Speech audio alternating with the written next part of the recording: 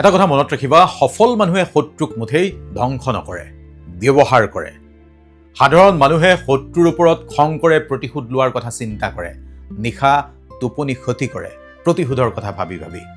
কিন্তু যিবোৰ মানুহ অসাধাৰণ, যিবোৰ মানুহ এক্সেপশ্যনেল, তেওঁলোকে সেই শক্তিখিনি নিজৰ উন্নতিৰ কামত ব্যৱহাৰ কৰে।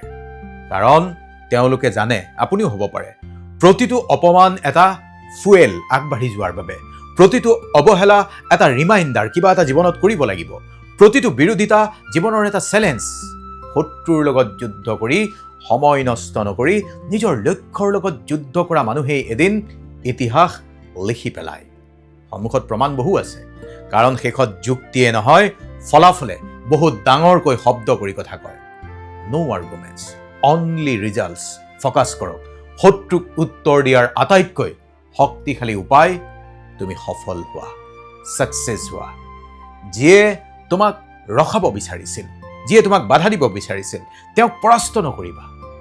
এনেকুৱা উচ্চতালৈ তুমি গুচি যোৱা য'ত তেওঁ তোমাক স্পৰ্শ কৰিবও নোৱাৰে। মনত ৰাখিবা। আৰু তোমাক হেয় কৰা মানুহবোৰক উত্তৰ দিব বিচৰা নে ফলাফল দেখুৱাব বিচৰা, কমেণ্টত আজি সঁচা কথাটো লিখিবা আৰু ফ'ল' কৰিবা। ভালে থাকিবা।